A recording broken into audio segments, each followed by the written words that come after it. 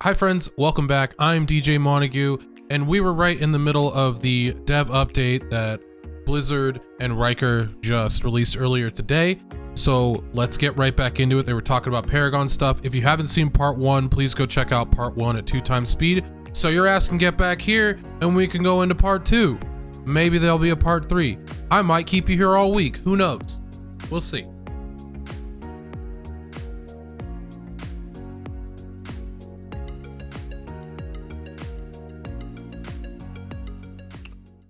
All right, let's just start it off. Let's get this bread. To like earn experience and really push your build and make sure that you're strong enough to tackle these sorts of challenges. But you'll also be able to. These are really great places to farm for like sacred and ancestral items in particular. And these are the places that you're going to be upgrading your Paragon glyphs. We'll be talking more about the Paragon system right now. So, and that like this is an opportunity to show the actual upgrade glyph screen. I just noticed like, hey, look, it's actually up right now. What timing? So yeah, when the player reaches the end of a Nightmare dungeon, they get to basically go ahead and take one of the glyphs they've been collecting over the course of their 50+ experience, and basically slot it into here and choose to upgrade it and make that glyph even more powerful. These socketables will go into your Paragon board and end up being some of the single most powerful modifiers you can apply to your character, above legendary powers, and even in some cases, even above some unique powers. So it's really in your benefit, based on your build, to be choosing, looking for a set number of these and upgrade them to exactly what you need them to do. These are like gems from D3, which ended up being incredibly strong. Now, one thing I didn't touch on before is their player power. When you're looking at how these slot into your builds, they're just going to be like generally raw stat increases, which I do like that this isn't like a borrowed powered system like World of Warcraft where I guess that borrowed powered probably isn't the right word, but I like how this system generally works is what I'm really boiling down to wanting to say. Would probably have said a lot more explaining my long-winded way of saying, I like this system, I like the way it works. We'll see how it's implemented, and hopefully it's implemented in the way that I'm thinking about, where it's just like a plug and play, like, hey, you could put it in this slot, and you could remove it from this slot if you don't like that placement. Because if it's just like stuck there permanently, then you're kind of stuck, and that's gonna feel really bad once you have knowledge and you want to pull it back out. You don't want to recreate a character. And the sigils that we're getting, what I noticed is that if you get some afflictions that you don't particularly care about, we have the ability to salvage some in order to craft sigils of our own, right? I think it's a 4-to-1 ratio, is that right? Yeah, just about. So you'll be able to get a lot of these different sigils by going through Nightmare dungeons, completing whispers, and through other content. And if you're finding sigils that you don't really want or don't really want to run, because maybe we're gonna have like enemies inside are gonna do additional lightning damage, but you don't have a lot of lightning resist on your build. Maybe you want to go ahead and like salvage that back at the occultist, take that down to its sigil dust, and use that to basically make new random sigils for you to go ahead and run with. This is ways for players to kind of like, push themselves a little further. They'll unlock higher level sigils they can craft through the system over the course of time. And it's another way to kind of like reutilize some of the sigils you might not be as interested in running from time to time. Yeah, one thing I liked about the afflictions was it was making me make choices during the gameplay. Like two that I can speak to, the nightmare gates that we were just showcasing. Let's say I'm in the middle of fighting an elite and I'm almost taking him down. I see that nightmare portal opening and I'm like, okay, should I take care of that before it starts spawning more monsters, or do I finish this fight first? I'm forced to make a decision, and I gotta live with the consequences if I think, maybe I should take him down, and then no, the fight becomes more challenging, and nope, I should have taken care of that gate first. Another one is, I forget the name, but it's some kind of blood cyst that starts to grow, and then if you just don't touch it, it eventually explodes in a huge area. Yeah. And it's either, okay, destroy it before it does that, or get the heck away as fast as possible. Again, making choices, and it's like, okay, I think I thought I had time to get away, then I got crowd controlled, and then boom, one shot. Real quick, I think this is one of the coolest things they are doing with D4 is like, man, like playing through like a lot of these recent ARPGs has been very samey, and they're taking a note out of like almost like a roguelite book where just random things can happen. And like obviously like Blizzard tried this with Torghast and that was awful. That was just like a terrible experience. In the end, I mean, like the first couple days of Torghast were like, oh, this is super cool and really innovative, and then it just became like, this is really, really weird. And but the general idea was there, and it was good from the start. Now, I think that this could be really cool because it's on a simple way where the random affix isn't affecting player power, and if you don't get a good roll on your player power in that regard, you're just screwed for the entire experience, then it becomes a chore. Whereas this is random on the, hey, you're now randomly thrown into this situation where you're making active choices, like Rhykker said. And I think that's such a cool way of going about these newer dungeons and making them a little more fresh and good for the experience for the player, where you're not just like mowing down thousands and thousands of enemies mindlessly because your build is so perfectly optimized. Now you're very well going to do that later in the game, but I think that for these nightmares and stuff while you're leveling up, this is a really cool idea. So I like how it changes the dungeon experience depending on which of these afflictions that you get. Yeah, absolutely. And there's death counts in some of these as well. As time goes on, you get into the deeper ones. Where you gotta be careful. You can't choose to just throw yourselves at these things. And if you're making mistakes, you have to really evaluate carefully how you're progressing. Yeah. Okay. That's true. So yeah, you got a chance to play through some of those. So yeah, Nightmare Dungeon is very exciting, and they'll go up beyond level 100 as well. Actually, wow. So this is a content type. As a person that does podcasts, I love awkward silences because you feel them. You feel it in your bones. You're just like, all right, nobody's talking. Somebody fucking talk. Oh. That you can actually fight up to creatures up to level 150. Actually, as part of the experience, based on how far you're able to push yourself as time goes on. So really excited about how far players can go with that. All right, now you're talking about glyphs and the Paragon system, so let's talk more about those Paragon boards. Oh, let's do it. Okay. Paragon boards. So we've talked a bit about Paragon in the past. You know, we've shown pictures of the board just like this, and we've shown you things like, hey, look, like here's normal node, and this is a way that you're going to earn like 5 willpower. You know, but that's not all this board is about. You know, there's a lot of. There's that glyph right there, and it looks like it's 3x3 wide. So, what's that? Sorry, my math is terrible. 18, 24 squares. Oh boy, I'm smart. Anyways, that's pretty cool. I could have just did 4x4. Anyways, this is important. This gives me a lot more hope for the Paragon system and choosing your Paragon boards wisely and where you will place your groups. There's a lot of other complexity and things to deal with in here. So there are basically 4 types of nodes to kind of like quickly reprise some of this information. The first, of course, is normal nodes. Then we have what you show here is magic nodes. These are different affixes that you can collect over the course of time. 25 space. Usually they're like a little bit more difficult to find a direct like version of on items. So like something like this, for example, crackling energy damage. So there's that's a sorceress, so like a lightning spec sorceress ability or passive effectively, where she'll occasionally be crackling out damage to nearby targets. You can now boost that by finding this particular magic node, which kind of might eventually unlock other builds for you to kind of go and chase after. But then there are rare nodes, which is on the next slide.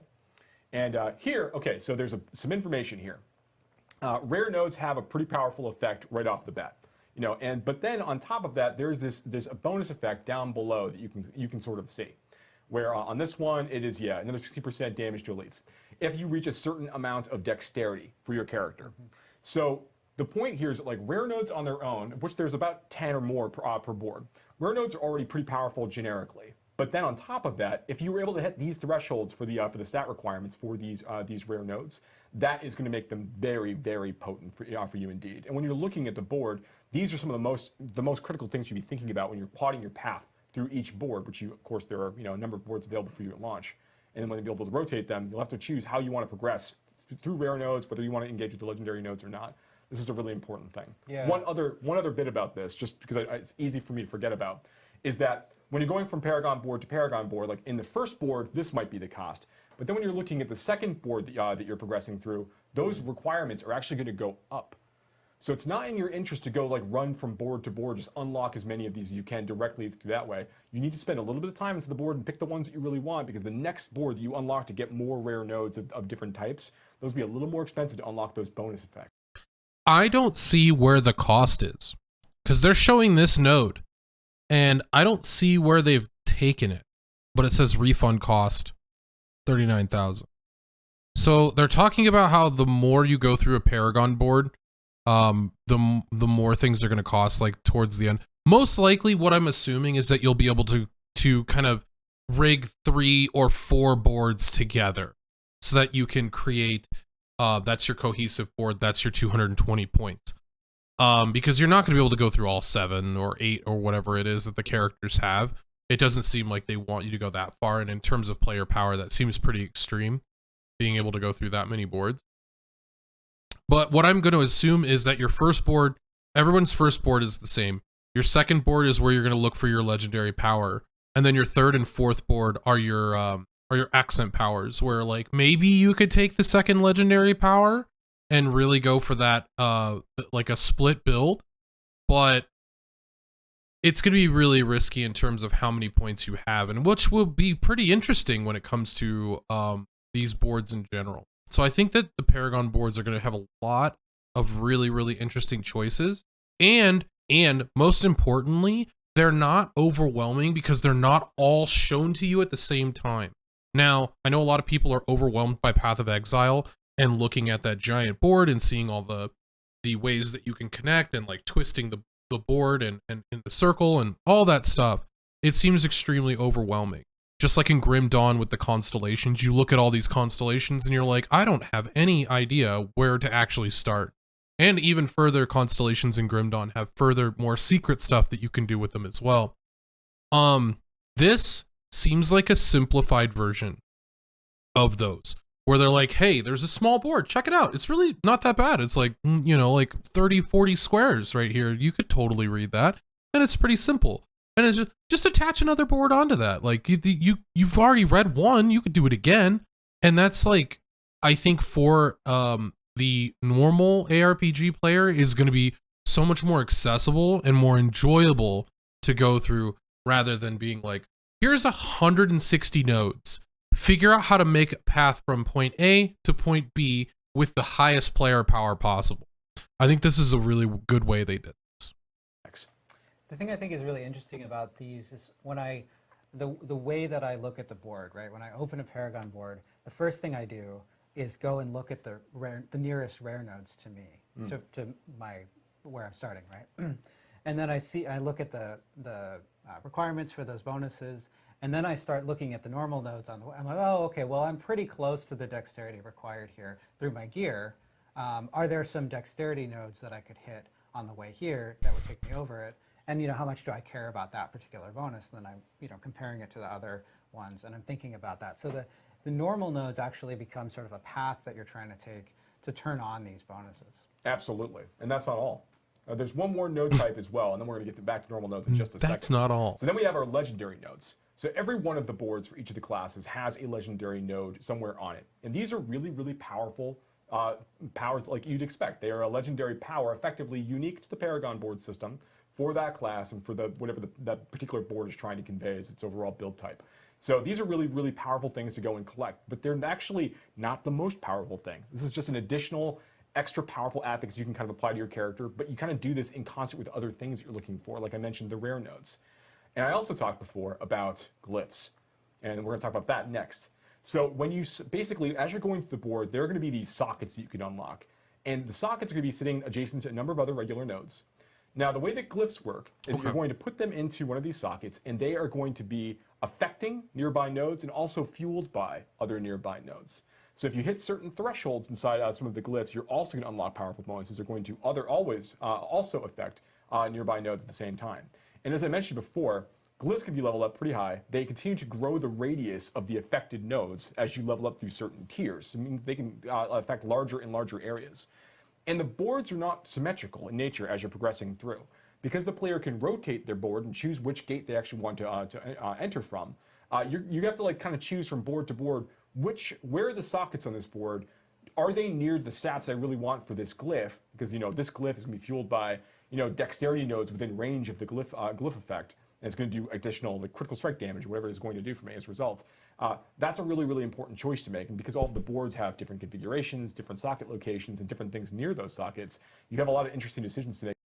Just to quickly break down this, obviously these dimmed squares are unpicked sockets or unpicked nodes, and all of these nodes that are illuminated are the ones that are being picked. And here, through this board, whoever this is has picked like an insane amount of baseline nodes of common nodes. And from personal experience of a lot of RPGs, I would almost say that most likely what is going to happen is unless you're near a socket and you're like going super hard on that socket, you need all those nodes. Generally, you're not going to take a lot of these like this. This kind of seems almost wasteful to me on a lot of your points, but you never know. Like this could actually be the way that it goes. Like you need to have a certain amount of points put into this board before you're allowed to unlock another board over on this area or on the right side or left side or something like that. But it just seems like to me, like obviously this seems unoptimized, but it could be interesting. They talked earlier about how nodes around a rare node would be worth picking up to grab a particular node and get extra bonuses towards that bonus. Like say this one's dexterity based and you're a sorceress and you're like, well, I need a bunch of dexterity for this rare node I'm trying to pick up. Well, what do I do? Do I take more dexterity around this node? Generally, like, that seems kind of strange to me because by the time you're making that choice, you're probably not endgame geared and you're probably going to get more dexterity by the time you're endgame geared and then activate that node and then you're going to have more player power elsewhere. So that's something to think about as well. But I do like that they're making a lot of choices to the player. Like this is a really cool thing. It'll also make it better as content creators to make a lot of varied builds. And your direction of how you're going to go through a Paragon board is not going to be the same motto for however anybody else is going to do. I'm pretty excited about it. Think about like where you actually want to invest your time. How does it matter? Like, how does it feel to do this relative to the rare nodes you might need on that board from a different board instead? Like, fun decisions for players to make as they're going through. We want ultimately to feel like the Paragon board system allows for like two, incinerate, focus, burn type sorceresses to feel like they've got very different paths to the Paragon board, different decisions to make, even if all of their skill choices are identical. Yeah, it's something that we've talked about a lot with Diablo IV. It's the idea that even if you have let's say Incinerate is a powerful sorcerer build and you want to play Incinerate, you're not going to necessarily be the same, have exactly the same loadout as another Incinerate sorcerer. That's right. One thing I found really cool about the Paragon system that I didn't realize at first is that every Paragon board is almost like a Paragon class, like a specialization class where it's all built around a certain theme, fantasy, playstyle.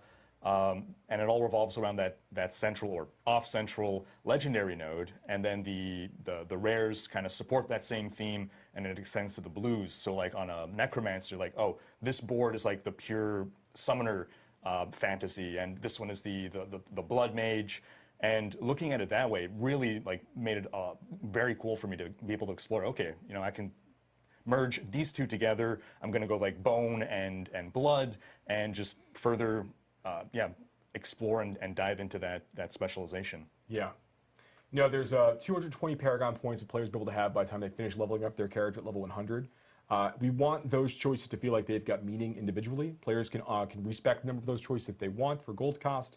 We want to be able to play with this system and be able to like kind of experiment with different ideas as they go. But importantly, we want them to feel like that the choices they made for the 220 matter a great deal to their overall performance.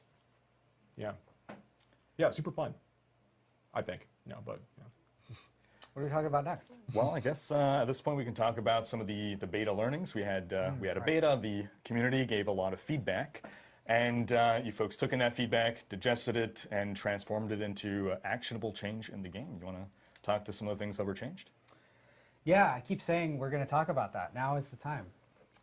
So let's start out with looking at some of the class changes that we did. So there's a lot of text on this screen. You've had an opportunity, if you've been following along, to check out our blog that documents a lot of the changes that we were able to make as a result of feedback from players in the 2 beta weekends. and also from data that we get. You know, we get a lot of data. How many times someone dies in. Are necromancers dying a lot in this dungeon, or is this boss killing barbarians a lot of times? And we can use that alongside player data to identify areas where there might be a class deficiency, or areas where maybe something is exceptionally strong compared to other things that are balanced to be the same power. And so, in general, one of the things that we looked at from those two beta weekends is feedback that the Barbarian and the Druid, the melee classes, felt weaker than the Necromancer, Rogue, and Sorcerer. And there are a lot of aspects to that. So there's some nuance in here, right? Like for the Barbarian, we identified that the Barbarian, at low levels in particular, needed more damage reduction sort of built in. And so we added this passive damage reduction. So you're just going to take 10% less damage, just flat, no matter what choices you're making as a Barbarian, and that's to account for some of the ways the Barbarian has to get up close and personal with their sort of weapon-heavy spec. We also identified elements of the Druid that you could really benefit from some buffs. In fact, I think Rhykker, you got to play the Druid a little bit. I did, yeah. So honestly, when I first saw the patch notes, I was like, oh, I was hoping the Druid would have gotten a bit more love with regards to spirit generation. But then I played an endgame build of, it was a perma werewolf storm druid. So I'm a werewolf who's casting storm skills, and the play style was so tight, it flowed so well. It just all gelled together once you got the full kit, the full build together. And I went into this week with a certain class favoritism, where I had Rogue, I had Necromancer, Sorceress, Barbarian, and then Druid in dead last. I'm completely confused now. I think Druid might be my favorite now. Yeah. So real quick, we skipped ahead a little bit because generally what they were talking about is kind of what we've already talked about with the patch recently, what we talked about in a couple videos ago. They're talking about a lot of class identity and how they were wanting the direction of certain classes to go and buffs they felt go in certain directions. Now, again, I don't wholly agree with a lot of the decisions they've made so far in terms of class balance, but that's just because we've only gotten a very, very small slice of the game so far, and then changed a lot based on such an early game focused beta. And it was one of those feelings where I was like, should they have done all this now, knowing that this all changes for the end game, or whether it doesn't change for the end game and they made these choices based on that as well. But we're skipping ahead to get to the next portion. And continuing the skip, they were talking about removal of the dungeon reset button, which I touched on again a couple videos ago. I don't see the reasoning behind it, but they give a good reason here, and I'll just kind of summarize it. There are other ways to reset dungeons. They didn't need a button for it. So they want to just kind of take away the way that hardcore characters could get out of danger by hitting the reset button and resetting the whole dungeon when they were in a bad situation. So they removed that because it could really kind of hinder the hardcore experience, and generally probably for the best now that they've explained it more and they didn't really go into it. But they're going to talk about widescreen, and they're talking about how skills were usable in the corners of a ultra widescreen monitor, whereas in a 16:9 native resolution monitor, it would just be much tighter. So just by the sheer fact, if you had a bigger monitor 21:9, you would have an advantage because you'd be able to teleport farther or cast a skill further. Now they're making it so that it's a little more congruent and consistent with other players. And being able to control cast distance and so forth, and with specific abilities and whatnot. So people who are using ultra wide or mega ultra wide screens wouldn't be able to essentially cast to the furthest corner of their screen and be able to use abilities in that type of way. And then one other thing that we did notice during beta, which was world boss encounters and how players would actually complete a world boss encounter and then go back to town and then find another way of being able to, in that same window, go through another world boss encounter to obtain multiple opportunities of grabbing loot, which is something that we also did address through the beta learnings that we received from players. So That's true. Now, I'll point out that the first time you kill a world boss in a week, you are going to get more loot than you'll get on subsequent times. So there's additional incentive to there's less incentive to try to find a way to kill the same world boss 10 times, but you certainly will get some rewards from subsequent. Exactly. Yeah. So it's not the exact rewards or a clone of the rewards that you got from the first kill themselves. Great. I know we ended up learning a ton from the community in regards to the beta. Obviously, you guys got to hear a little bit about the endgame systems within Diablo IV. We do have a cool. What's this? Is it time for a surprise? Is it time for a surprise? It is time for a surprise.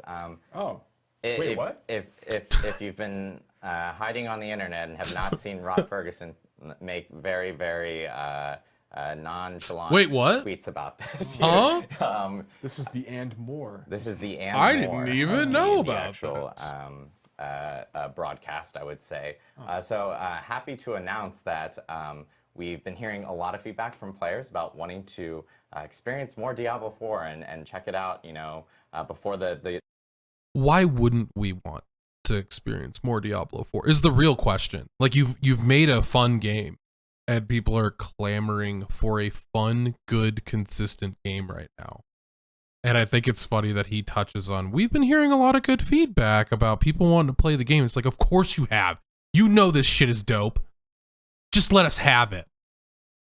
I guess that's what they're doing, so. The game's released in June. And so on May 12th through May 14th, Server we are going to be Slam. hosting a Server Slam event where all players within Diablo 4 or who want to play Diablo 4 can jump in and actually check out the game again. This is a really important weekend for the team and the dev team here because we need as many people to really log in, check out Diablo 4 and play through the game. Because we need to test out our servers some more before we actually launch. Joe, I know you have a lot of want and need and emphasis towards this specific weekend, so I'd be curious to hear. Yeah, so first off, all of the changes that we just talked about in this live stream will be in place on the Server Slam. Yeah, so huge news right there where if you want to check out any of the changes that we made from beta, you will be able to actually check them out that weekend on May 12th or May 14th. That's right. And the other thing I want to point out is that we recently announced that we've gone gold. That Diablo 4 has gone gold, and that means that we got all of those changes from the betas in. We did tons of server. We learned a ton of stuff in terms of our servers, in terms of server configuration. Making sure that we were fixing bugs. We deployed hotfixes during those 2 weekends. And so we were able to really improve our confidence for launch through that. And that's why we're so confident in announcing that we've gone gold. Now, the purpose of this weekend is to slam those servers, right? He doesn't really touch on it, but what going gold means is that the final build of what is going to be released is ready. So, this going gold thing is they're happy with the product and it's go time, basically. So, it's great news to hear that from a gamer's perspective that they're confident in their product when, like I said previously in the last video, that a lot of these development cycles end up feeling like we're playing betas in the early stages of a game's release. A prime example being something like Omega Strikers, which is coming out officially again recently. They took it down because there was a lot of issues that they weren't super excited with. It felt like a complete game to a certain extent in the beginning, and then all of a sudden you played 18-20 hours of it and you're like, This is actually like not at all like complete. This needs a lot more work, and there needs to be something else to draw players in and keep them playing. Going gold is the opposite of that, basically. Really make sure that everything is exactly perfect for launch, because that's really what's important to us, right? We want players to have a good experience on day one when the game launches. No offense to Omega Strikers, I still plan to play. It should be fun. It was very fun when I played it last time. And so come slam our servers. Now, of course, this is very helpful for us because, and it's helpful if you want to play on day one. It's helpful for the Diablo IV community to come help us slam our servers, but that's not the only reason to do it. When you participate in the Diablo IV server slam, you're going to have another chance to earn the rewards from the first 2 beta weekends. So if you didn't get a chance to play because maybe you were traveling or for any other reason, you have another chance to get your Beta Wolf pack cosmetic and the 2 titles. And in addition to that, we've, for this server slam weekend, we've set the level cap to every time they say it, it's so good. We've adjusted the legendary drop rates to be consistent with what you'll see on live, rather than the inflated drop rates that we had in the first 2 beta weekends, which were there to make sure that we got plenty of testing on our legendary powers. And on top of that, you're going to have 48 hours to slam these servers, right? Now, during this time, a Shava is going to spawn starting about 24 hours after the servers go up, and then every 3 hours after that. So you can have, I think it's 9 opportunities to fight a Shava. First of all, great idea. Fighting a Shava more is just going to be generally a better thing than what we got in the first beta, which is only 4 times, and it was like 4 hours apart. The first one ended up being an issue because of daylight savings time being factored in incorrectly or something like that, and we were all standing there waiting for a Shava to spawn, and then it was like 15 minutes later, like the big orb in the center spawned, and we were like, oh, it's not for another 45 minutes? Like, this is super weird. Anyways, but being able to fight a Shava every 3 hours is gonna be cool. That will help a lot of people circumvent that loot that you would be missing out on. Also, being that it's level 20, they have fixed an issue that is kind of strange with Rogue being as insane as it was during the beta, where you could solo a Shava, basically. Rogue, I think, don't again quote me on this, but Rogue gets its second part of its passive, which is basically an infinite resource generation when I think when they're level 25. I think it's level 20, 24 or 25 or something like that. So I don't think rogues will have that. They'll just have the combo point version. And even if they don't get that, they're going to be pretty weak. They really needed their class identity to be really, really strong. And that's what the broken builds came from for Rogue. The broken builds for Necromancer didn't factor in their passive. So Necromancers might be pretty crazy this time if they didn't fix the Blood Mist legendary. And then the situation lies with Sorceress or Sorcerer being busted if they have the same enhancement from Ice Blades. So we'll see going into this. I think they've possibly nerfed all 3 of these things. So we'll see how it goes going into it. I don't think there's going to be a way possible for anyone to solo a Shava at level 20. But I'm probably going to be wrong about that. Some crazy player from like middle of nowhere is going to be like, hey, I found this build with this bug and now Barbarian can one-shot it. So you never know. Also, that's 5 missing points. So I think we only get 22, maybe 21 points into the skill tree. So people aren't going to be seeing ultimates here. Another interesting fact. So no real true full builds from what I understand. So it's going to be a lot of core skills that are predominantly your damage. Now, if you get to level 20 and you kill a Shava while you are level 20, so max level in this test, in this period of time, What level is it though? 20. It's 20. So you got to be level 20. Yeah. To get don't show But up when in is it? Shava at level 5 and think During you're the gonna server get slam. Yeah, expect you'll get the Right. reward. But Server what you're going slam. to get is this Cry of a Shava mount trophy, which is exclusive to this Server Slam weekend. You can see it here Server Slam? on your screens. Yeah, the trophy there and that horse is. That trophy is so sick, and if they have more trophies like that, that's I am awesome. We basically Stoked. cut a horn, part of a Shava's horn Yeah. off, and added some gilding and some nice metal work. That's there. so cool. And of course, mount trophies in Diablo are cosmetic customizations that you can add to your mount along with mount armor. So this is a trophy that you can mount. It mounts, some trophies mount on the saddle. Real quick, I keep looking at it, but I feel like Anarius looks like a Cthulhu monster in the back there. Is anyone else getting that vibe? I don't know why I'm pointing to my shoulder. This is where the shadows go, apparently. Yeah. Or they can mount on the side, on the horse's flank, like you see here Yeah. with this trophy. Yeah, so again, like all rewards from the original first 2 weekends of the beta, including the 2 titles and the beta wolf pack will be available, as well as the Cry of Ashaba mount trophy. And for the mount trophy, you have to be level 20 and kill Ashaba. All classes will be available. And you'll be able to explore Fractured Peaks again from the 2 beta weekends that we had beforehand. And of course, Ashava will be spawning much more often in this Server Slam weekend for players to actually jump in and obtain the rewards and really help us out, help out the team, and make sure that we have a smooth launch for Diablo 4 come June. Slam those servers.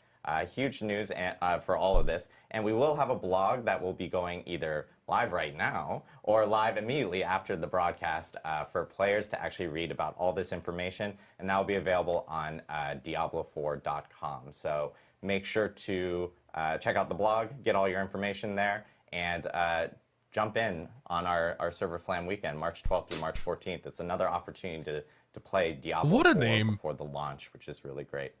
And you can test all the new beta changes, which is really cool. And one other thing that I do want to note for at least PC players who are jumping into the Server Slam weekend, the team here has done some massive work on some of the PC optimization from the first 2 beta weekends. DLSS3 for NVIDIA cards will also be available for people to try out in the Server Slam weekends. Or a Server Slam weekend. Sorry, there's only one. I don't want to like set expectations or anything. But there's more graphic options and optimizations and so forth for PC players to check out. Yeah, looking forward to everyone really hitting the servers and really helping out with the game. We do want to jump into Q&A because we always end with Q&A. Rhykker actually has a bunch of questions that he was asking his own community that we will most definitely go through as well. And then we're also going to be grabbing some questions here from chat and so forth. One question that we have been seeing that has come up within the community beforehand, and we'll start off with this one, which is how long will it take us to get through the battle pass? It's 80 a hours. question that a lot of people in the community have been talking about. tried to over the pause it for a last second there. week and a half. I know that we wanted to talk about it a little bit more here. Yeah, I think that there's a. So I've talked a little bit about this in the past, but I think one thing I really want to emphasize is that when we think about the battle pass for the for Diablo 4 after the game ships, we're looking at our seasonal players.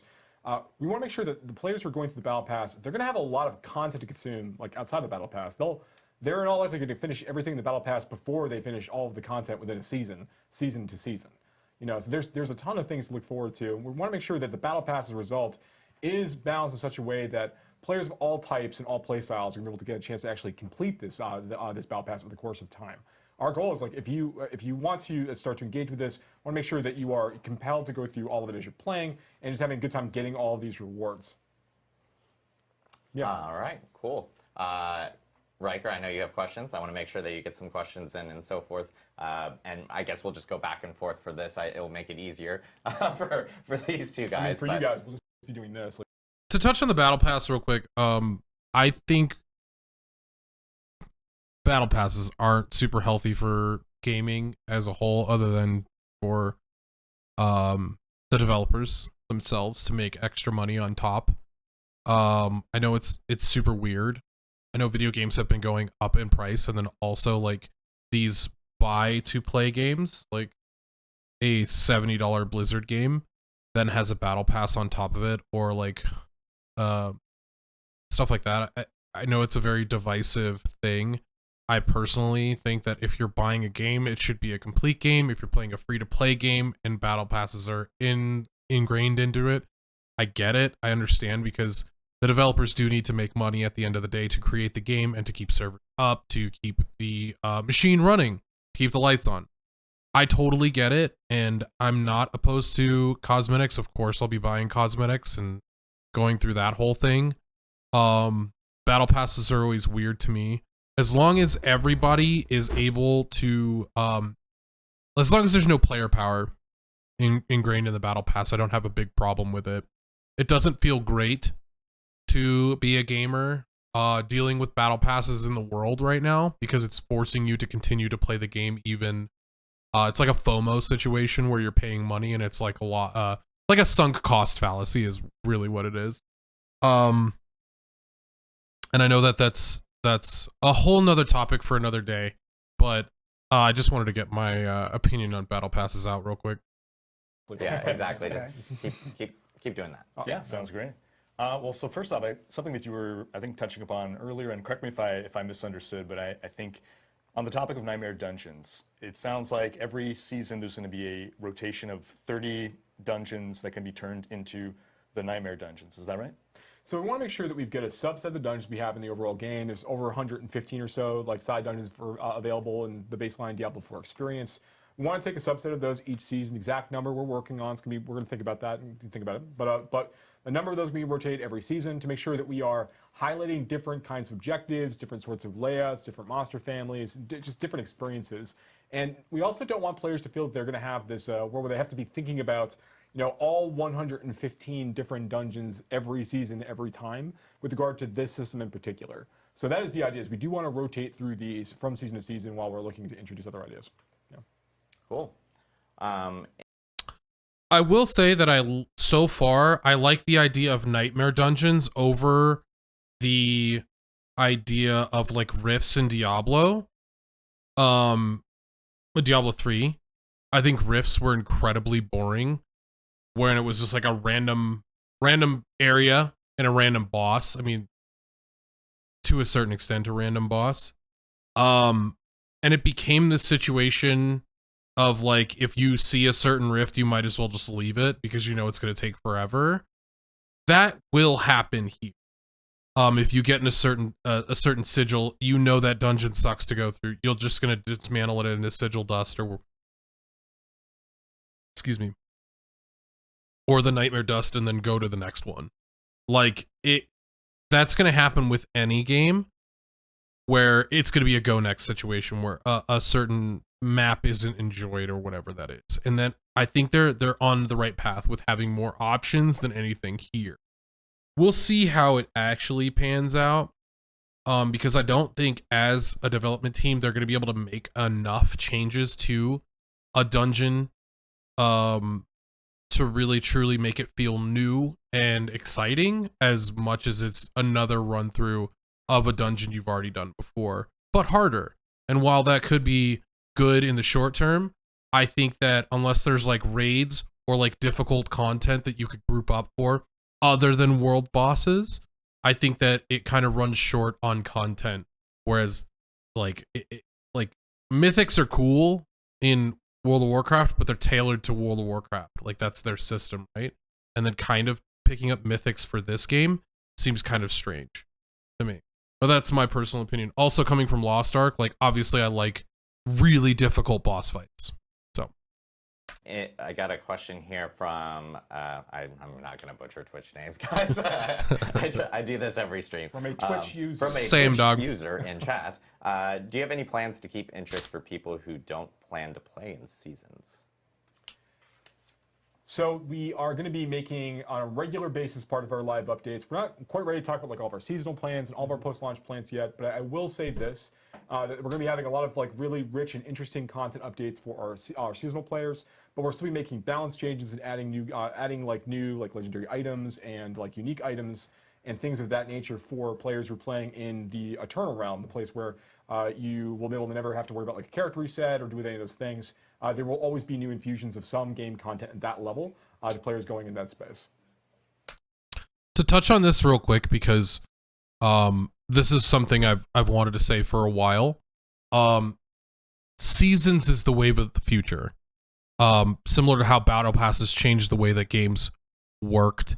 I think seasons were picked up on a little too late in the industry so far, when there's such a awesome resource for, one, rebalancing your game, and two, recycling old content. Now, New World is adopting a seasonal model, and like every 3 to 6 months or whatever they're deciding on, you'll be able to re-level your character and refight for territory. That's going to keep a PvP game alive, because you'll have people sniping your server to fight you for this season. That is a cool aspect of keeping a PvP game alive.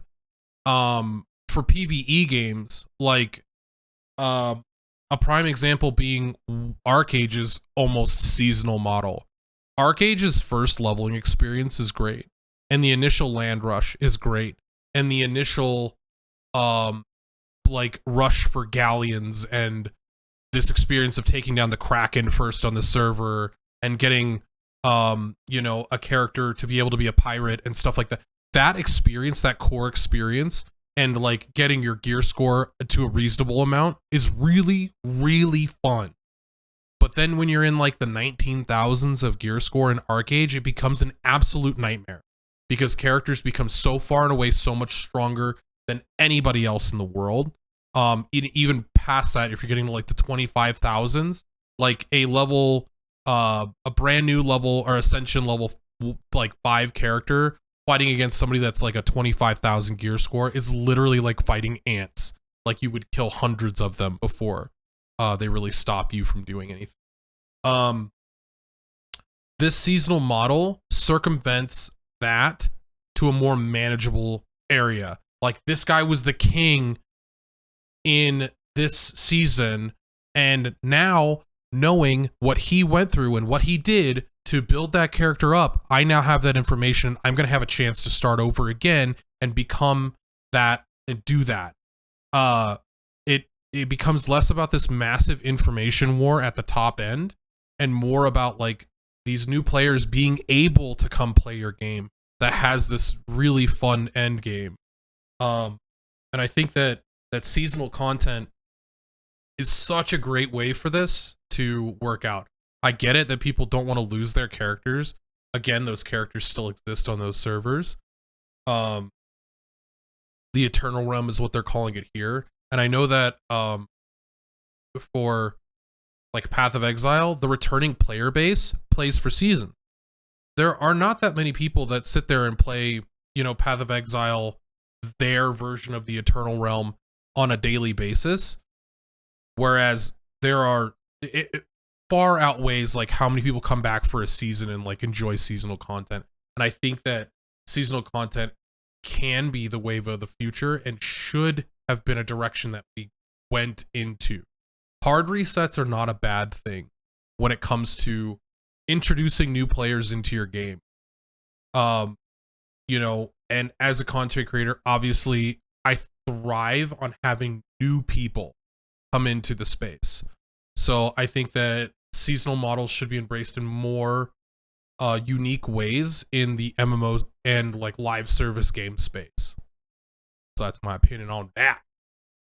Cool. But for the I'll also be making a whole video about that at some point. richest experience in the post-launch environment, I would highly recommend checking out Seasons, because we're doing some really, really cool stuff. All right. So one thing that I noticed in the December press beta to the public beta was that changes were made to the skill tree. There were like new passive skills, there were new paths made amongst the passive nodes. So I'm wondering, was the skill tree designed in such a way that you can, over the course of seasons or expansions, add new passive or active skills? Yes. So the skill tree really that we have for Diablo IV at launch really is just the beginning for these classes. We are going to be looking for new opportunities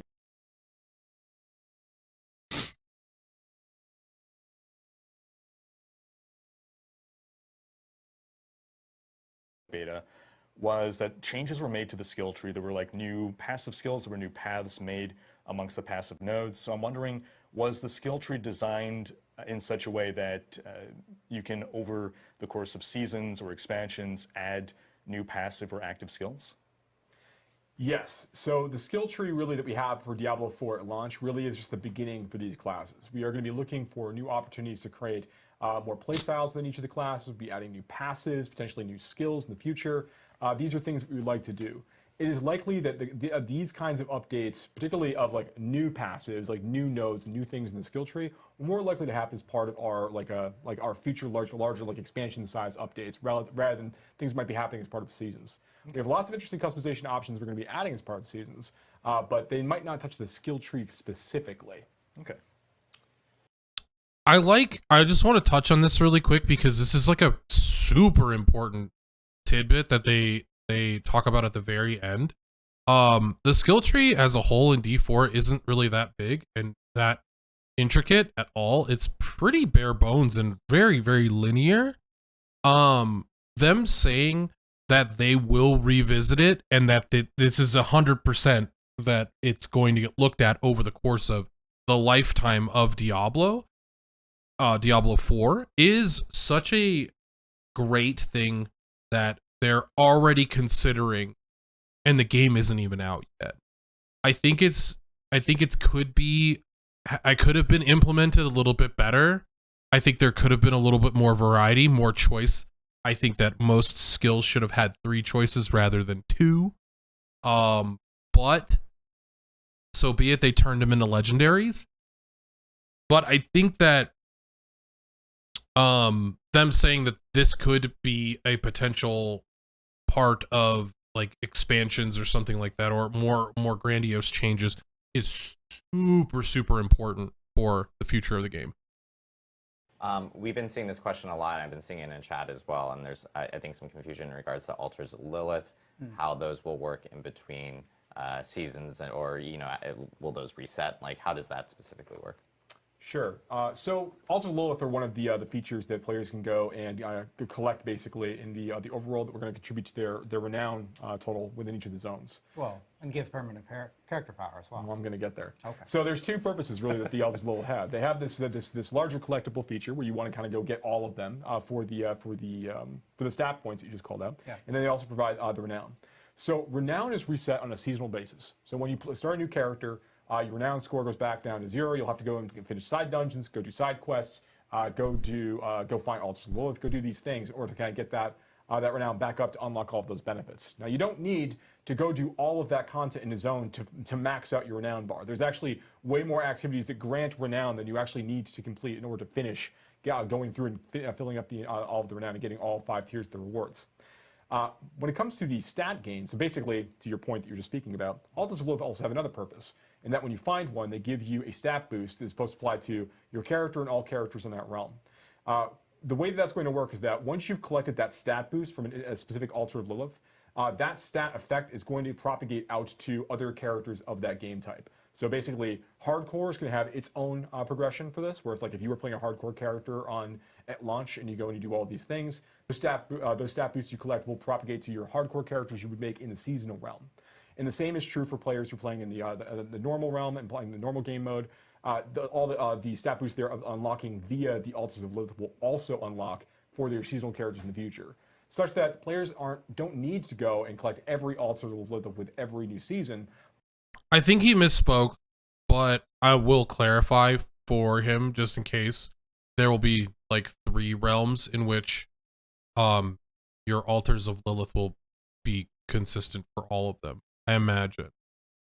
Because seasonal characters will go to be eternal characters after the season is done. Your seasonal character, your softcore, and then your hardcore will have their independent Altars of Lilith, and then your Eternal Realm character will have another independent Altar of Lilith. And I would assume that if you finished all of either one, or it will take whatever one is highest for your Altars of Lilith, once you go to the Eternal Realm, it would be available for all the characters on the Eternal Realm. But you do want to get some of them. They do still grant experience, and they do give you some bonus towards your boost towards your renown. But there's not the sense that you need to go and like do every single one of them every single time. We want that to be a really fun experience for players to engage with, particularly while they're exploring Sanctuary for their first couple times at most. And have that bit of fun. Otherwise, players can choose to engage with them or ignore them as they go into their seasonal playthroughs in the future. Right. So characters, if you unlock a permanent stat boost in Season 1, that will persist into Season 2. That's correct. All right. With regards to item farming, we touched upon how Helltide, you can target farm specific slots. Is there any other kind of item types where either you can only get this item in this zone, this location, or is there some greater propensity for some items to drop off certain monsters, anything like that? So we have a number of different creatures in the game that have a chance to drop particular things. World bosses, for example, have a really, really good chance to drop Scattered Prism, which is the crafting material you need in order to add sockets to items in the game. And then there are certain content types that have the chance to grant certain materials, like Fiend Rose, for example, really only shows up in Helltide areas. And the only way to raise the level of your glyph is by going through and doing nightmare dungeons. When it comes to item farming, we also, and I've talked a little bit about this in the past, but I think it's good to remind people and also just to continue talking about it, right? Because it's a new mechanic. And that is that when you're fighting creatures of a certain monster family, like zombies or skeletons for their respective families, those monsters have a higher chance to drop certain kinds of items. It's actually a bonus chance to drop certain item types kind of happening in the background. So it's not like if an item, like for example, skeletons have a chance, they have a chance to drop crossbows, irrespective of your class. So you're playing a barbarian, which can't use crossbows as one of its weapon types, and you can be killing all these skeletons, and you might just get a crossbow drop as a result. What do I do with all these crossbows? With rogues, there's other things you can do with that. But that's not taking a roll from the skeleton. It could drop everything else in addition to that crossbow. It's like an extra bonus thing that that skeleton can drop. Every monster family has a few different things they drop this way. So as players are going through the experience, and particularly while they're leveling up in the campaign, they'll occasionally start saying like, "Oh, I'm getting like a lot of like rings from this, or I'm getting a lot of boots from this, or I'm getting a lot." Nobody's gonna notice that. I mean, realistically, there are hundreds of different types of items. Whereas if you're like focus noticing in one dungeon that you're getting more rings from this dungeon, that's gonna be a very, very rare time that's gonna happen. I feel like I shouldn't say nobody will notice it because people can count millions of pieces of rice. So maybe I'm just oblivious. And they'll realize that over time, over the course of time, that these are being dropped based on the monster families they're engaging with. So as players discover more of this, and they continue to fight more monsters and start mapping some of these things out, they will uncover the right areas or the best areas potentially to farm for certain kinds of things. And that includes like unique items as well. So if you're looking for a unique crossbow, maybe it behooves you to try to fight a lot of skeletons because you know they have a chance to drop crossbows in addition to other things. So these are the sorts of things that, like, as you're diving deeper into like the hunting gameplay, the item hunting gameplay, these are things to look at. That's not the end. There's a lot more we're going to be doing as the game continues to mature and as we're going into like our post-launch period. But we'll talk about that when the time's right. Fair enough. This one is kind of tied to some of the Server Slam stuff that we just announced, which is, will there be any additional changes made to the game after the Server Slam weekend, like what was done during the beta? No, we announced that the game has gone gold. The Server Slam you're testing a version of the game that is very close to the launch version of the game. That's why it's so effective as a Server Slam. Now, of course, as a live service game, we're going to be continuing to take feedback exactly like you saw during the beta, after the game has launched, and making changes and making improvements based on data and player feedback. Awesome. All right, overlay map versus minimap. Minimap is a little map in the top right corner. Overlay is what we had in the past in D2, where you have this semi-transparency of the large-scale map over your actual gameplay. D4 does not have an overlay map. A lot of people are asking for it. What's good? I'm going to be divisive and say good. I know we've had a lot of overlay maps over the course of ARPGs in general. When I was playing Grim Dawn, I was really happy that there wasn't an overlay map. And when I was playing Last Epoch, I was really sad that you could have it up. And I chose not to have it up a lot of the time. I think that people, like a lot of top players, even regular players, I guess, like they want to absorb a lot of information at the same time. but it takes away from the gameplay experience, and especially when you're trying to make active choices in the fights. Why not make the fights the more interesting part of the game rather than where you need to go next? And that always, to me, felt like it was almost a cop-out for the gameplay being a little bit boring. It's like finding your route. You know what I mean? And I guess that could be part of the gameplay, but I always feel like combat is the core of any good game. Is you have good combat. Or, I mean, if there's exploration, then yes, that's the whole point. But in this game, there's not as much procedurally generated exploration. So having a map overlay like that, I don't feel like would be really conducive to the direction that Diablo IV has gone. What's the reason for no overlay? Yeah, so when you're playing through an action RPG and you're playing through that core loop, you're basically switching between two modes of behavior, right? You're killing monsters or you're navigating.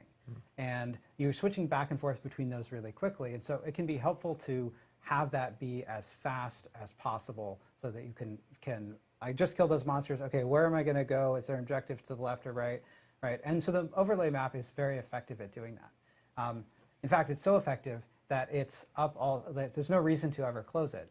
And so there are a lot of solutions that we've seen different games do in terms of like trying to mitigate sort of its effects on combat in terms of fading areas around the player or other things like that. What we're trying to do is we're trying to keep the combat and navigation spaces as clean as possible by separating them a little bit more. And so that's why you see the mini-map, you see the pin system on the map, you see in certain cases edge of screen indicators on the mini-map. We want to add more of those kinds of things, but ultimately, you know, our goal is to make sure that players, when they're going back and forth between combat mode and navigation mode, that they have the tools that they need to do it efficiently and they don't feel like it's a huge hassle. So we're going to be continuing to look at this feedback. For launch, you know, you won't have an overlay map. We're trying to make that experience as smooth as possible. But we're going to continue to listen to player feedback on this point. All right. We have a question saying, are all dungeons going to be single floor iterations with halls like traversing, or are we going to get like maybe multi-level dungeons or anything that brings like elevation or depth and so forth into those? You know, it's interesting that one of the things that we did in Diablo IV that's really cool is that you don't have to load between dungeon floors. An interesting effect of that is that that feels like such a weird answer because, again, you've made this game. You definitely know how flat it feels, right? Like you can't like dismiss that. I feel like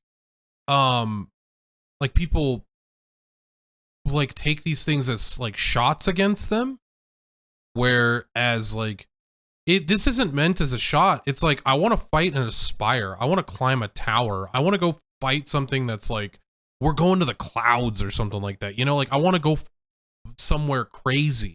I want to go deep down in this dank dungeon that's like 50 floors of shit that I'm trudging through and then fight this boss at the end. And that's not a slight against you or your build, but you have to realize that if you're creating a dungeon that's 50 layers of walking downstairs all in a row, that's not 50 levels. That doesn't feel like 50 levels to walk.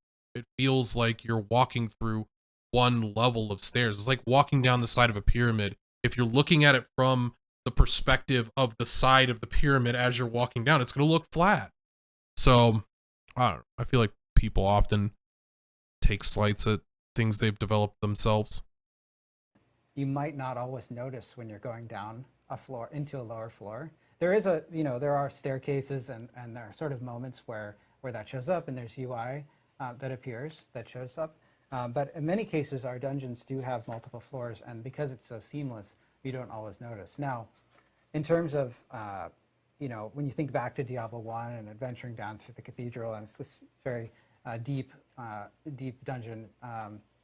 Our dungeon tech can certainly do that too, and that's certainly something that could be a cool option for the future. Awesome. All right. With regards to PvP, They did say for the future. They didn't say it's in the game right now. So kind of a bummer that we're not gonna like just journey down like 50 floors into hell or something like that, and punch Diablo in the nipple or something like that. But it's just gonna be like 50 floors sideways to punch him in the nipple. But that's fine. Whatevs. We're still here to punch. You know what I mean? is there any kind of instancing to separate out solo players versus groups, or are we going to see like 4-man squads ganking lonely players? Yeah, you will see 4-man squads ganking lonely players. The best reply. Yeah, you gonna get fucked up, dude. Don't even trip. You gonna get fucked up. Sorry, dog. Watch yourself. I want to make sure I'm really clear about this. The fields of hatred that we have in Diablo 4 are not a place for honor. They're a place for slaughter. So if you go into those spaces, you need to be mindful that you are entering a chaotic realm of danger and threat. That's the fantasy. That's what we're trying to do. Now, players who go into these spaces might also be fortunate and find that there's a number of other players that are trying to peacefully farm up, in various resources while they're fighting there, and not actually be interested in engaging in PvP immediately. That also is a situation you might occasionally find yourself in. Maybe you decide that you want to take advantage of them, and you show up and decide that you want to go and gank those players and take their things. Greed gets the best of us all at some point in time. But I want to make it really clear that there are things in place in terms of how we bucket players by level and things like that to ensure that you're not always be going up against like really, really high level players at a very, very low level. But in terms of like, I'm walking in this space, is there any guarantee that there aren't 3 people somewhere roaming around this area looking to gank lonely people like me? The answer is there is no mechanic in place to prevent that from occurring. So you need to be mindful of that when you're walking around here. Go in there with friends or walk in and be prepared to occasionally die. Especially when you immediately walk into a field of hatred. If you were to immediately get killed by other players, there's actually no real penalty for you in that case. That you haven't started to acquire any of the PvP resources in that zone yet anyway. So they have nothing to gain from killing, and you have nothing to lose as a result of that death.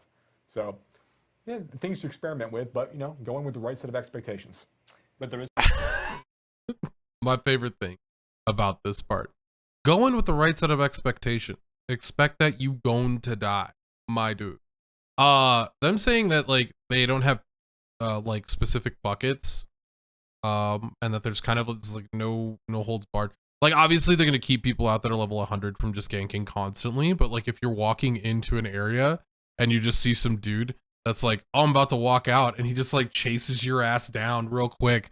Like I love that. There's obviously like there's gonna be a lot of blueberry stuff where people are just like super chill about like walking in, and like there'll be like unspoken rules, of course, but generally like I feel like the fields of hatred are going to be like old school like crossroads. Like if you start something, it's going to be on. It's going to be super fun. The thing that worries me is the internet has become very reactive when it comes to like people get very, very, very aggressive when they're ganked because they want everything to be in fairness, and like people retaliate with like words a lot of the time, and we're all just here like enjoying ourselves, like it's gonna be absurd, it's gonna be ridiculous. We'll just keep it. There's some pseudo matchmaking to stop like level 100. And I hope people aren't too bad with the toxicity. Like friendly banter is always good, but being a toxic asshole, don't do it. Players ganking level 25 players. That's correct. There is some bucketing in place to make sure that doesn't occur. I would add too that the fields of hatred are fairly large areas. Yes. So you're not. There are some tools to avoid the same group of players repeatedly killing you. There are also two fields of hatred, so you can move between fields of hatred, and there are things like elixirs that can allow you to be more evasive or get away from situations where you feel like you're at a disadvantage.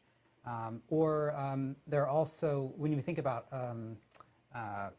the fields of hatred mechanic, you're collecting these. Is there going to be an elixir of stealth? Hatred, and you're refining them so that you can turn them into. That'd be kind of weird, right?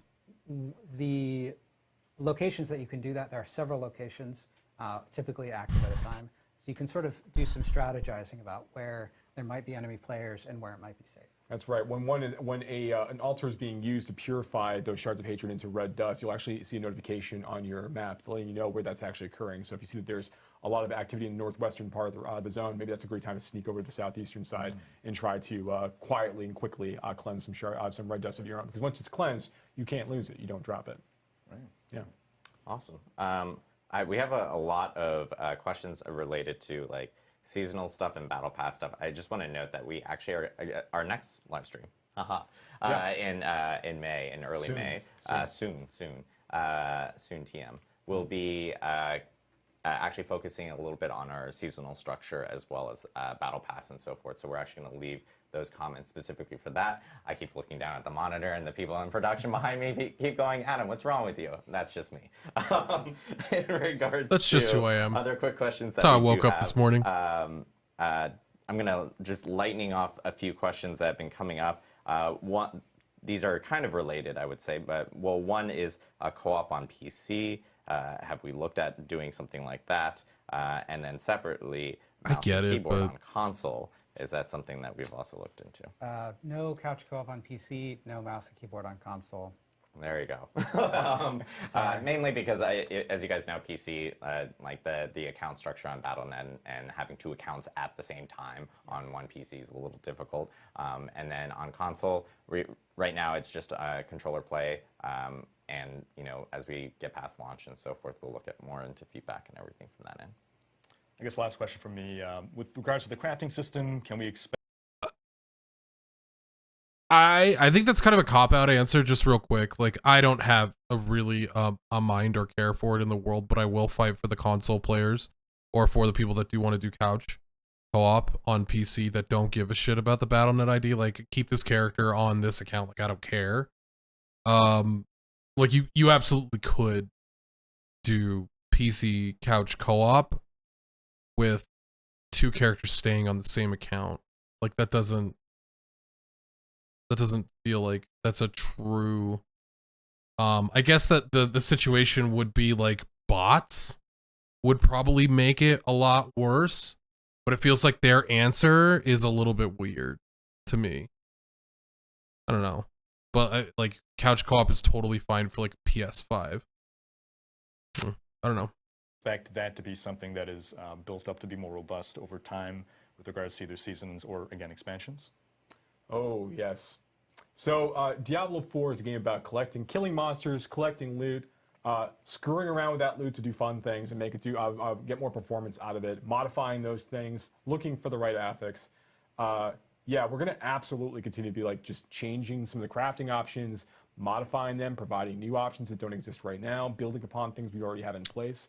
You can expect to see a lot of things. Like Diablo 4 is a live service because it's a rich bed of opportunities to continue to like refine, change, update, and modify the systems we have in place right now. So yeah, you'll definitely see more crafting features over the course of time. Awesome. Last few small questions. People have been asked about ray tracing because we mentioned the NVIDIA DLSS 3 will be coming in. The Service Lamp ray tracing is coming after launch. It's something that we had talked about earlier. Let's see. This is an interesting question. If you're on your mount, can you actually pick up crafting materials and stuff like that while you're on your mount in the overworld? Good question. Good question. There are a number of simple actions you can perform when you're on your mount. I believe right now you can pick up herbs when you're mounted. Yes. Cool. I'm trying to see if we have. The chat's moving incredibly fast. A lot of people are talking about WASD movement right now. We don't have any plans for incorporating that. It's something that we may look into post-launch or whatnot from our end. Cool. I think we got a decent amount of questions in. Talked about this, the beta learnings, and of course all the information about Endgame And the Server Slam. and the Server Slam. Ashaba's Server Slam. Yeah. Yeah. The On, Ashava you Server mentioned WASD Slam. movement. So no WASD movement will not be in the game at launch, but in the Server Slam, do check out the additional control customization options that we added. Yes. They are referenced on the blog, and we want to continue to add more ways to customize the control scheme in the way that you're thinking of. So something that we're thinking about for the future. Exactly. So Thank you guys again, and thank you Rhykker for joining us this week. I know you've had a opportunity to play through the game quite a lot. I would like to thank Rhykker for being here, but I feel like they didn't utilize him enough. I feel like he was just kind of chilling, and he did talk about how he's excited for the game.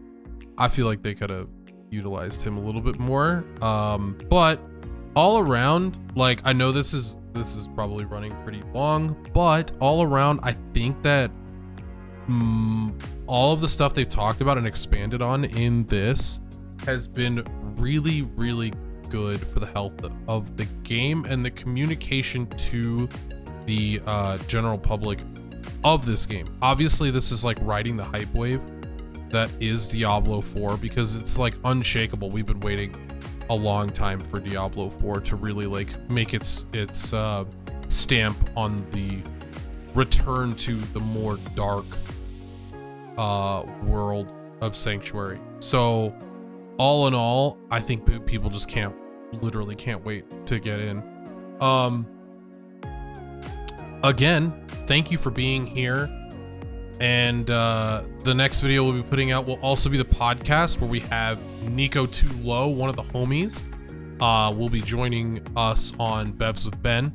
Myself and Ben Lee Gaming will be doing that podcast as always. And you could check me out, twitch.tv/DJ Montague. I'll have it some around here, something like that.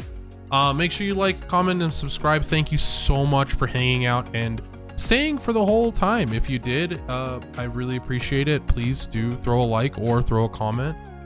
If you didn't, you won't see this message and we're still friends. We're still friends. It's no worries, dude. I'm not mad at you. I'm not mad at all.